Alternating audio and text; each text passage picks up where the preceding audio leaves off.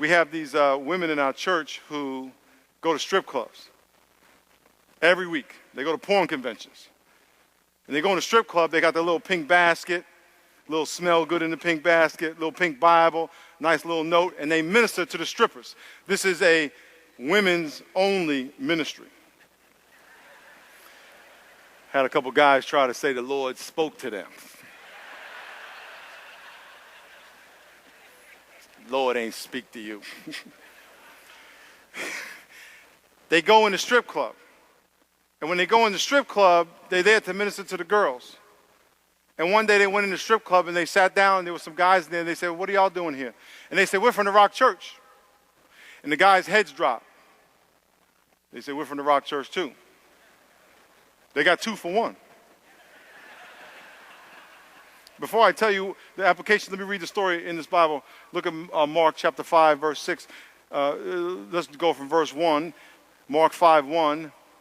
They, Jesus and his disciples, came to the other side of the sea, to the country of the Gadarenes, and when he had come out of the boat, immediately there met him out of the tombs a man with an unclean spirit, who had his dwelling among the tombs, and no one could bind him, not even the chains, because he had often been bound with shackles and chains, and the chains had been pulled apart by him, and the shackles broken in pieces. Neither could anyone tame him. And always, night and day, he was in the mountains and in the tombs, crying out and cutting himself with stones. And when he, the demon-possessed man, the demon, saw Jesus from afar, he ran down and worshiped and cried out with a loud voice and said, what have I to do with you, Jesus, Son of the Most High? I implore you by God that you do not torment me. What's interesting about demons is that they do exactly what they tell people not to do.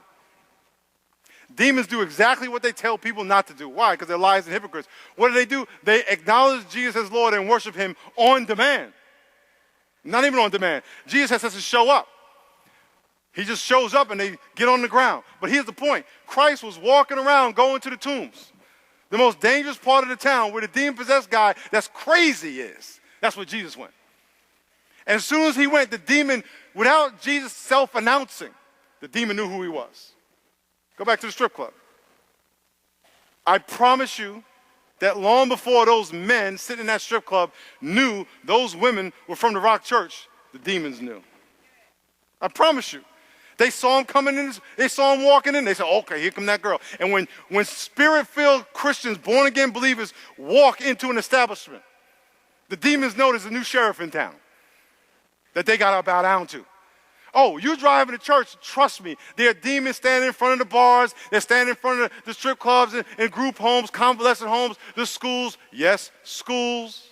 And they're like this, keep on going to church. Just don't come here.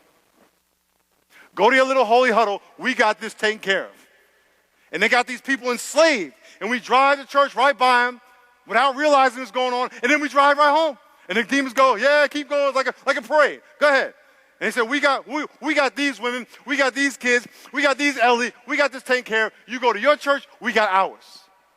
And so we pray and we put flyers up. Oh, that's all great, keep doing that. But what happens when you walk in? Oh, the demons take notice. And by the way, if they don't take notice, then what good are we anyway?